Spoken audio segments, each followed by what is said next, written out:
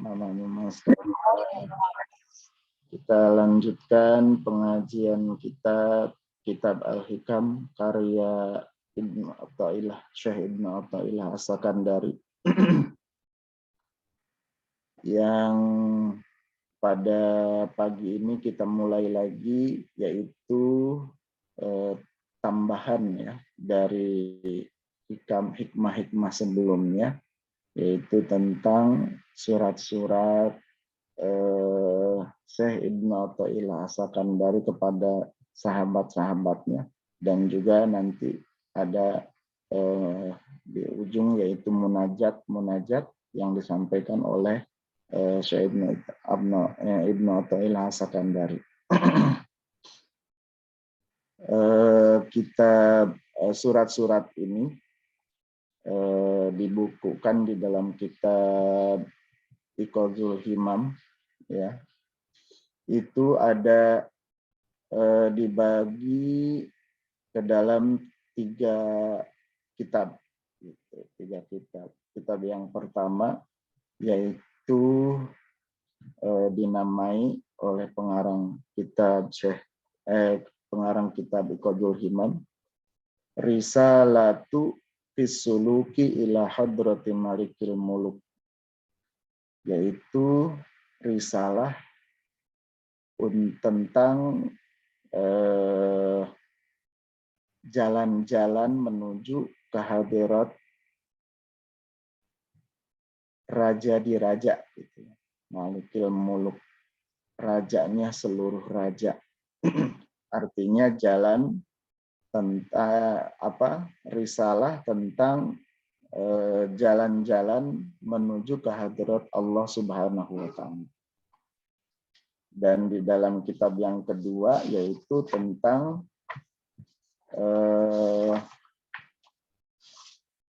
kitab yang kedua tentang risalah fi bayani wusuli ila bahril haqiqah, yaitu risalah yang menjelaskan tentang wusul ke kehadirat Allah Subhanahu wa Ta'ala.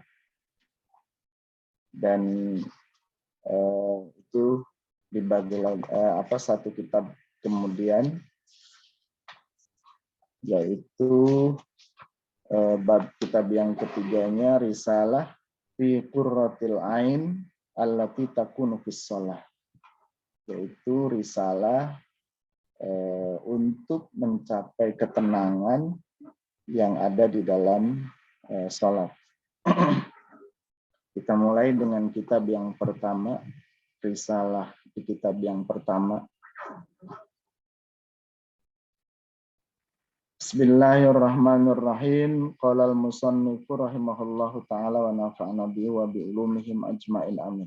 Bismillahirrahmanirrahim. Amma ba'du, setelahnya membaca bismillah, alhamdulillah, salawat dan salam kepada Kangjeng Nabi Muhammad sallallahu alaihi wasallam. Fa innal bidayati, maka sesungguhnya bidayah, permulaan di sini adalah permulaan seorang hamba untuk memulai perjalanannya menuju kepada Allah Subhanahu wa Ta'ala. Atau di sini al-bidayat itu adalah permulaan apapun, gitu. Permulaan apapun perjalanan manusia secara umum. Itu majallatun nihayat, permulaan itu adalah cerminan dari akhir, an-nihayat, dari ujungnya, dari pencapaiannya.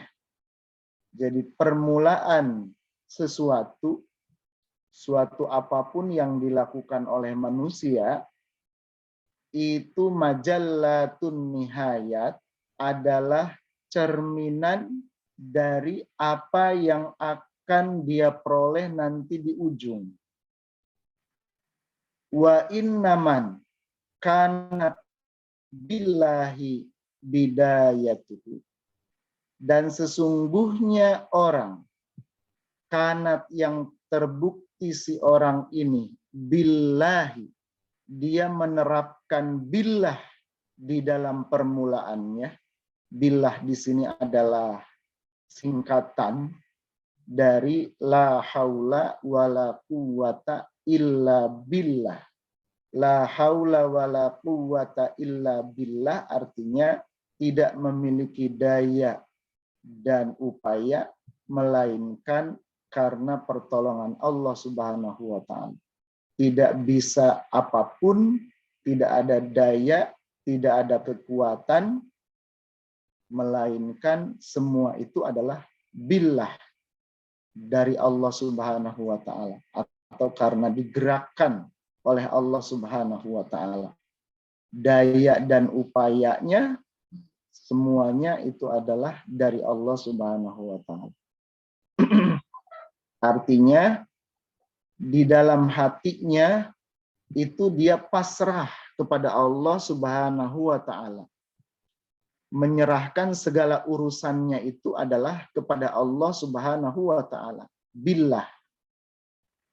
Barang siapa yang terbukti di dalam permulaannya itu dia menerapkan billah di dalam hatinya, kanat ilaihi nihayatuh, maka akan terbukti ilaihi kepada Allah Subhanahu wa taala apa nihayatuhu, ujungnya seseorang.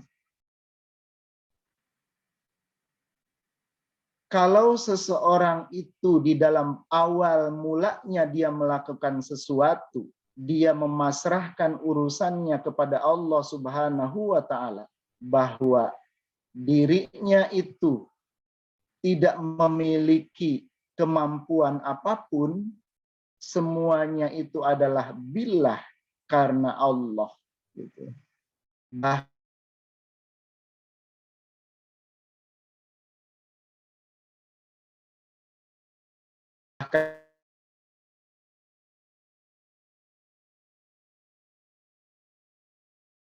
Kepada Allah apapun, dan seluruh kemampuannya itu adalah pemberian dari Allah Subhanahu wa taala. Dia pasrah kepada Allah Subhanahu wa taala diiringi dengan syariat itu di dalam hati ya. Di dalam syariat secara perbuatan, tingkah lakunya dia itu berusaha dengan sungguh-sungguh, tafwidul amri ilallah, dia menyerahkan segala urusannya kepada Allah, itu di dalam hatinya, dia billah, bagaimanapun silahkan terserah Allah, tetapi secara syariat, ma'al iktisabi bijiddin wa ijtihadin, dia menyertainya dengan usaha yang sungguh-sungguh dan sesungguhnya. Jadi ini harus kita praktekkan secara syariat dan secara hakikatnya.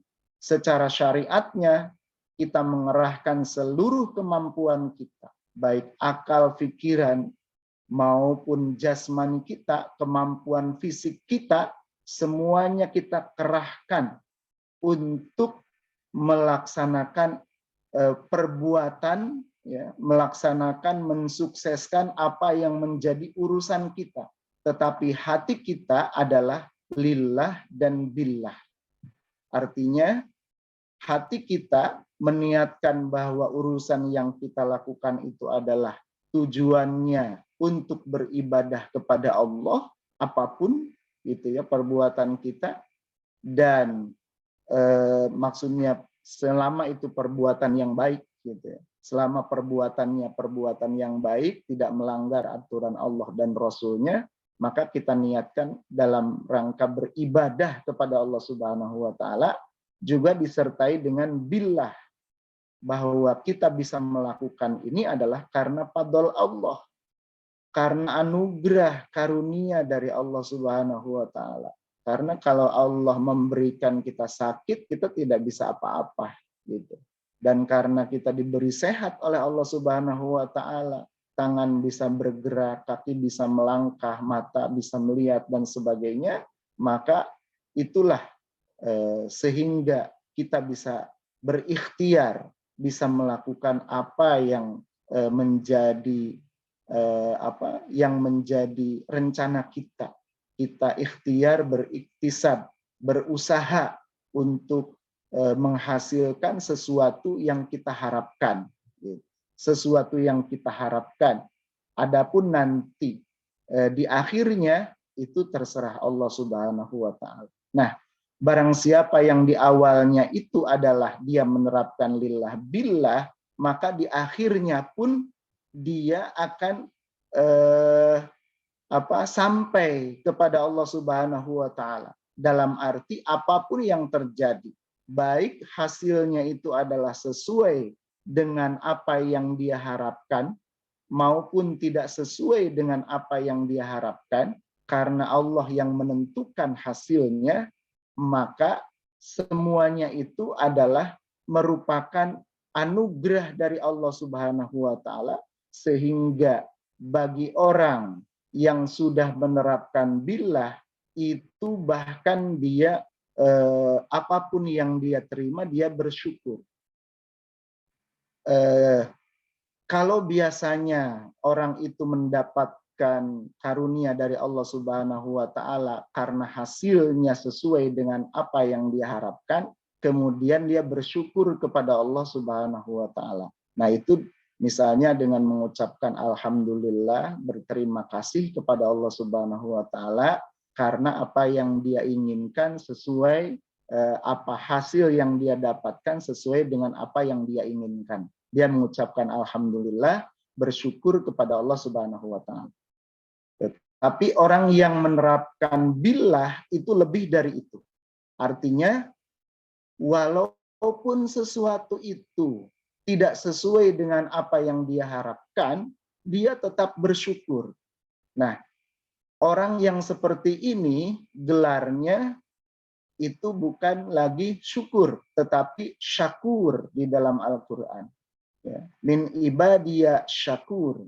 Jadi orang yang syakur yaitu orang yang bukan hanya berterima kasih karena hasil yang dia dapatkan sesuai dengan apa yang dia harapkan, bahkan dia pun akan selalu berterima kasih kepada Allah dengan tulus ikhlas, walaupun hasil yang diperoleh itu tidak sesuai dengan apa yang dia harapkan.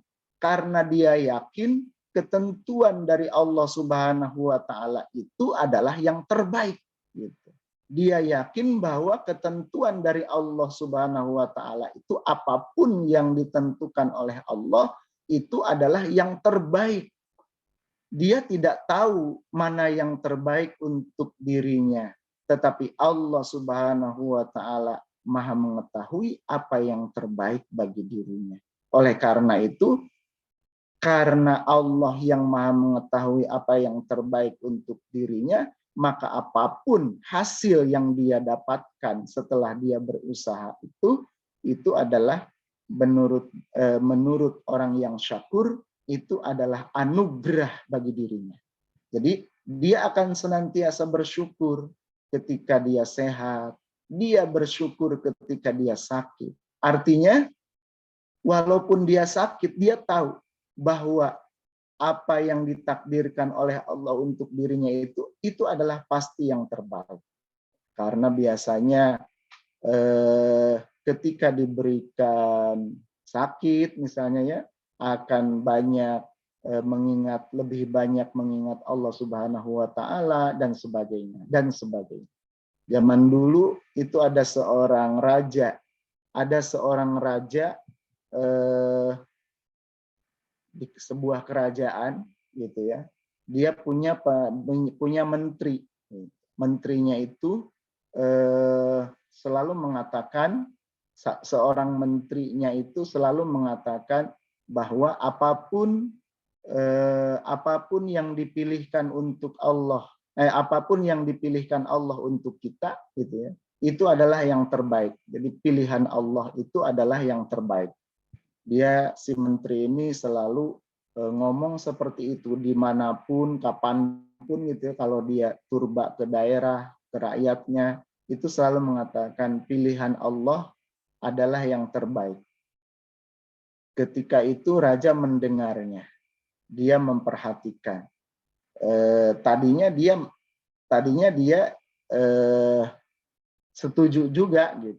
Tapi suatu hari dia sedang mengupas buah, tiba-tiba tangannya, jarinya itu terpotong gitu sampai putus.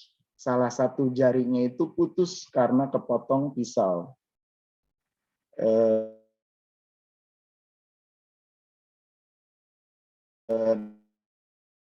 Dipanggillah, pilihan Allah adalah yang terbaik. Si menteri harus pilihan, jawabkan ucapannya. Kenapa pilihan Allah yang terbaik katanya? Ini jari saya ini, takdir Allah, ketentuan dari Allah ini putus. Jari saya terputus. Kata kamu, pilihan Allah adalah yang terbaik. Si menteri tetap bertahan. Pilihan Allah adalah yang terbaik. Kata si raja, tidak bisa. Mana mungkin yang terbaik ini jari saya bisa putus. Seorang raja lagi, jarinya putus satu. Maka kemudian si menteri itu dipenjara. Si menteri itu dipenjara. Suatu hari setelah raja sembuh, raja mengajak para menteri-menteri yang lain itu untuk berburu ke hutan. Karena hobinya berburu. Tiba-tiba karena asiknya berburu, si raja itu masuk ke hutan yang bukan wilayahnya.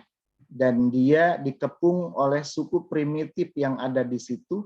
Dan kemudian semua rombongan berburunya itu ditangkap. Kemudian oleh para suku primitif itu, semua tahanannya itu dijadikan persembahan, korban persembahan untuk dewanya, gitu. Dengan cara dibakar hidup-hidup. Satu persatu, semua menteri yang ikut itu, yang ikut tertangkap, dan itu satu persatu semuanya dibakar hidup-hidup, dipersembahkan kepada dewanya, suku primitif tersebut. Terakhir giliran raja tersebut, ya, giliran raja.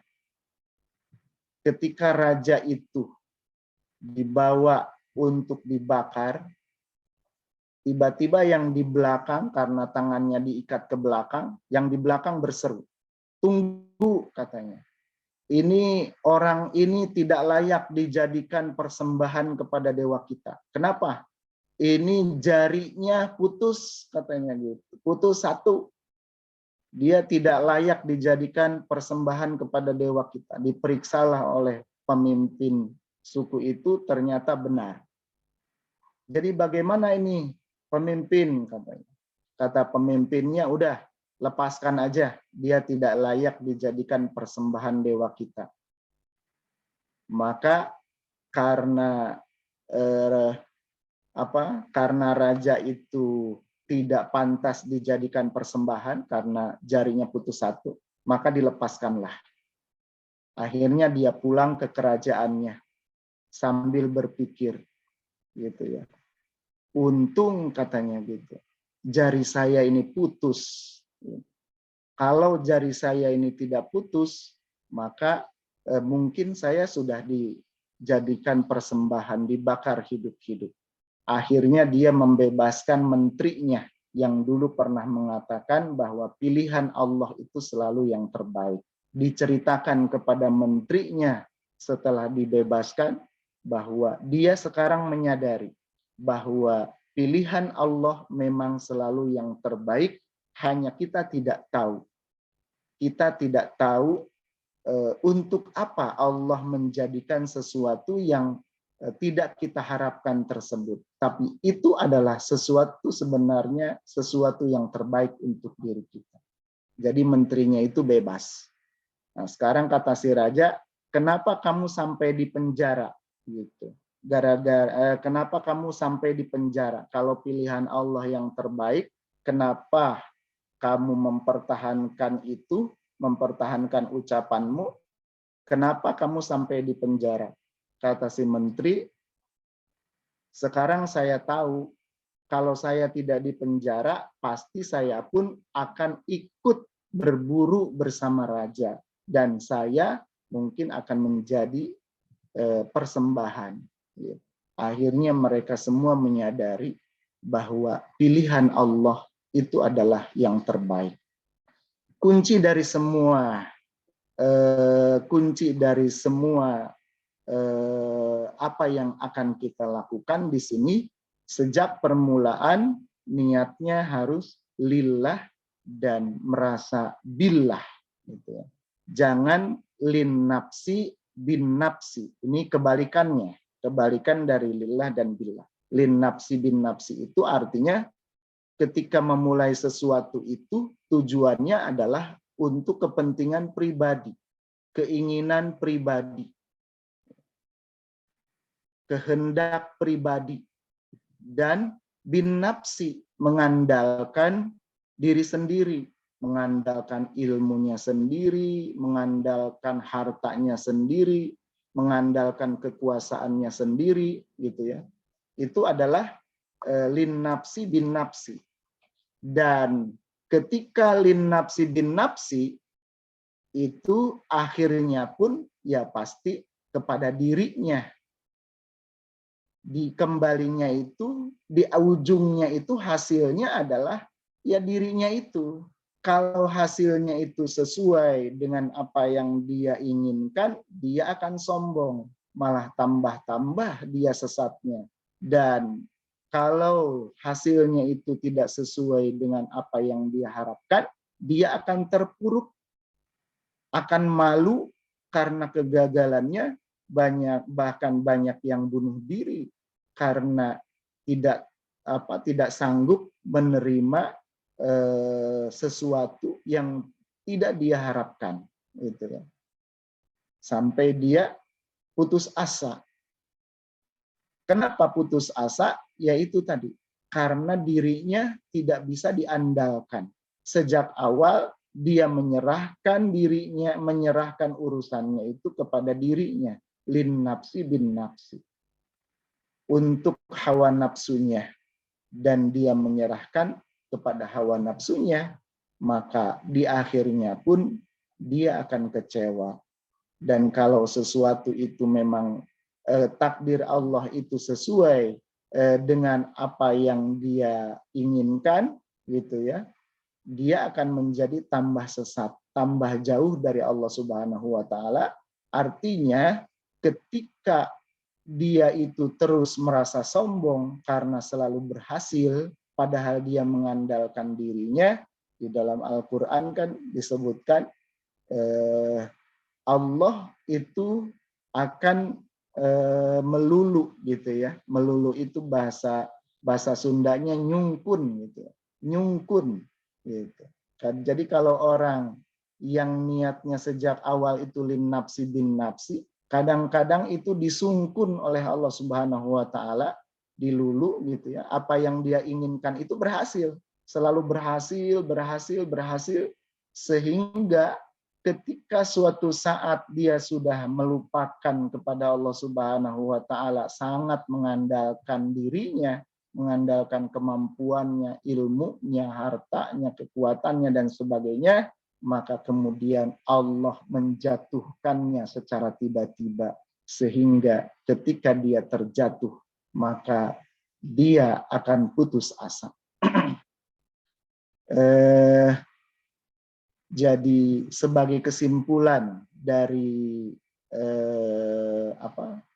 dari hikmah yang pertama ini, di dalam surat menyuratnya Syekh Ibnu Athaillah As-Sakandari, yaitu bahwa kalau kita melakukan sesuatu, maka sejak awal apapun yang kita lakukan, baik itu sesuatu itu adalah yang wajib, yang sunnah, maupun yang mubah, gitu ya. Seperti yang wajib kita tahu, yang sunnah kita tahu, yang mubah itu segala sesuatu yang menjadi urusan kita, semuanya itu senantiasa kita niatkan lillah dan billah, maka ketika nanti di ujungnya kita akan selalu merasa bahagia.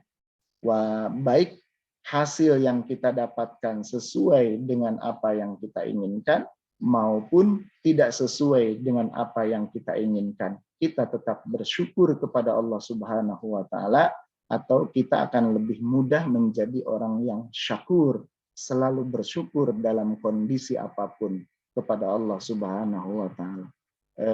Demikian yang bisa saya sampaikan, mudah-mudahan bermanfaat, dan mungkin mamang-mamang nanti bisa menambahkan dari penjelasannya. Hadanallahu wa iyyakum ajmain, wabillahi taufiq wal hidayah, wa min rasulih sallallahu alaihi wasallam asyafa'ah wa tarbiyah. Assalamualaikum warahmatullahi wabarakatuh.